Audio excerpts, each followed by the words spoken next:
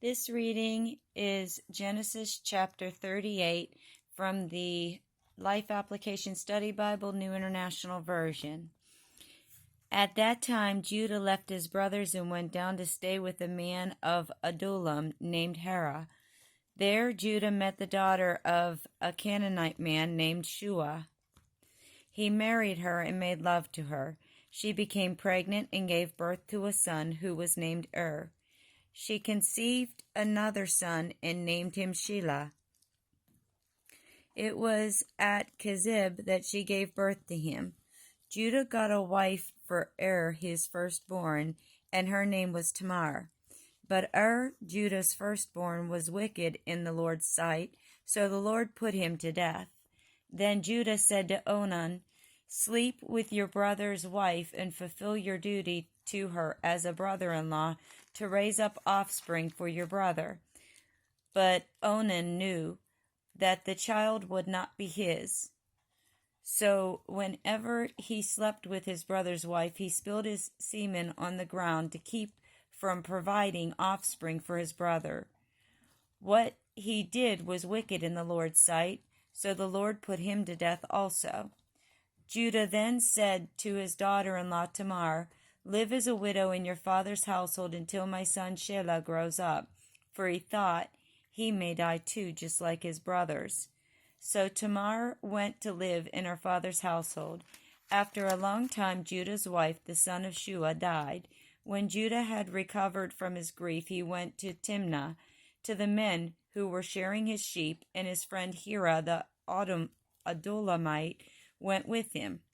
When Tamar was told, "Your father-in-law is on his way to Timnah to shear his sheep," she took off her widow's clothes, covered herself with a veil to disguise herself, and then sat down at the entrance to Enem, which is on the road to Timnah.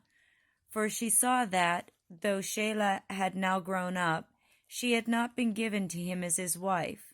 When Judah saw her, he thought she was a prostitute, for she had covered her face. Not realizing that she was his daughter-in-law, he went over to her by the roadside and said, "Come now, let me sleep with you." "And what will you give me to sleep with you?" she asked. "I'll send you a young goat from my flock," he said. "Will you give me something as a pledge until you send it?" she asked. He said, "What pledge should I give you?"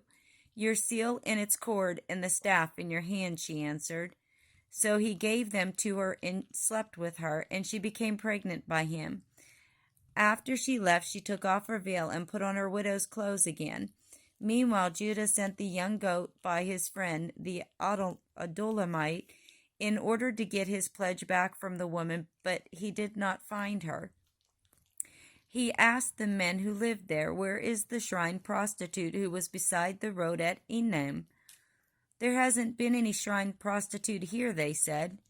So he went back to Judah and said, "I didn't find her. Besides, the men who lived there said there hasn't been any shrine prostitute here."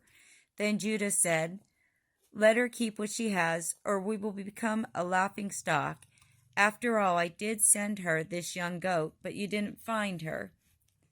About 3 months later, Judah was told, "Your daughter-in-law Tamar is guilty of prostitution, and as a result, she is now pregnant." Judah said, "Bring her out and have her burned to death." As she was being brought out, she sent a message to her father-in-law. "I am pregnant by the man who owns these," she said. And she added, "See if you recognize whose seal and cord and staff these are." Judah recognized them and said, "She is more righteous than I, since I wouldn't give her to my son Shelah." And he did not sleep with her again. When the time came for her to give birth, there were twin boys in her womb. As she was giving birth, one of them put out his hand. So the midwife took a scarlet thread and tied it on his wrist and said, "This one came out first." But when he drew back his hand, his brother came out, and she said, "So this is how you have broken out." And he was named Perez. Then his brother, who had the scarlet thread on his wrist, came out, and he was named Zerah.